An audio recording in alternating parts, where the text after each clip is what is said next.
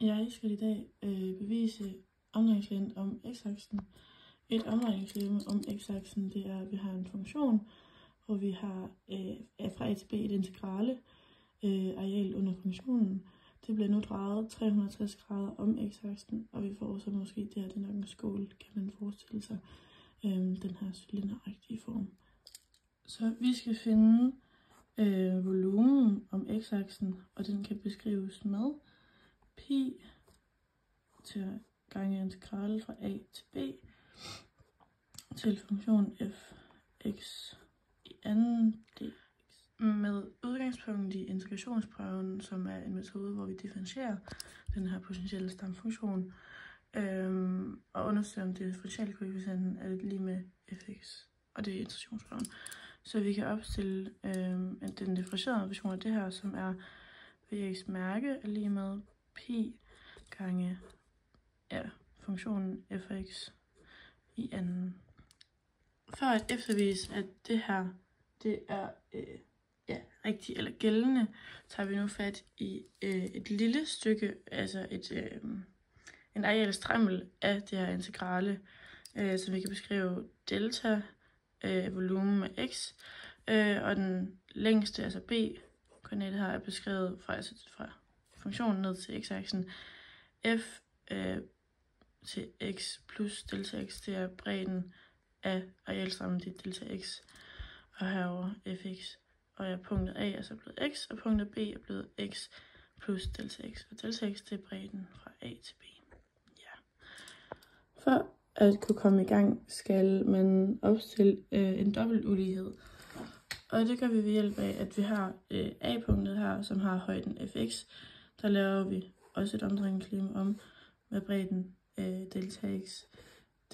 Den lille her har radiusen fx, og den store ved punktet B har radiusen fx plus delta x.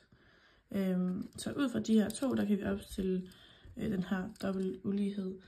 Vi kan beskrive den første ved v1 er lige med pi gange fx i anden gange delta x, fordi det er jo bredden af den.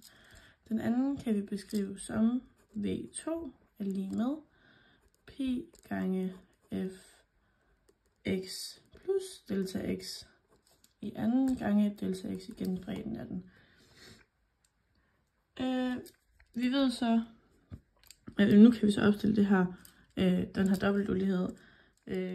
Den her dobbeltulighed kan vi beskrive ved v1 volumen 1, den lille her, det er mindre end delta volumen af x, som det her, og delta volumen af x er mindre end v2 volumen af den store herovre.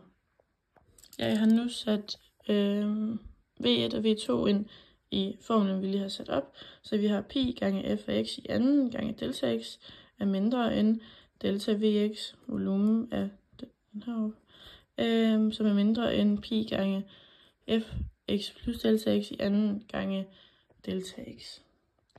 Nu dividerer jeg alle led med delta x, og vi har gange x her, så det går ud med sig selv på begge både v1 og v2, så vi har pi gange fx i anden er mindre end delta vx divideret med delta x, som er mindre end pi gange fx og fx plus delta x i anden.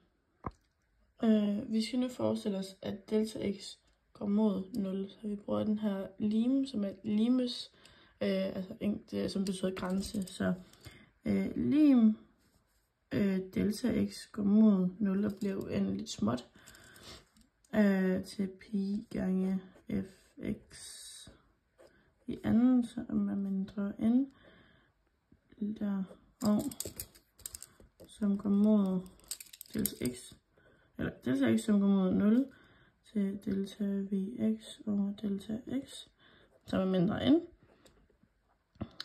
delta x mod 0, pi gange fx plus delta x i anden.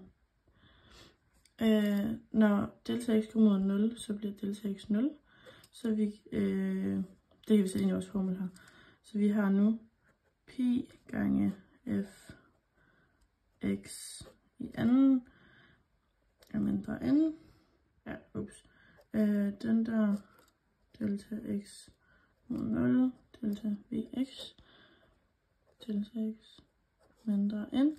Og vi ved, at delta x det blev 0, fordi det blev uendeligt småt. Så nu har vi pi gange f x bare i anden. Nu er begge yderste led faktisk blevet de samme. Når begge yderste led er ens, kan vi ændre de her ulighedstegn til lighedstegn. Så ved mærke vil vi kunne beskrive som, ved x mærke er lige med pi gange f x i anden. Tidligere beskrev vi faktisk også den her som ved x mærke er lige med pi gange fx i anden. Og her har I så beviset for omdrejningslegeme om x-aksen.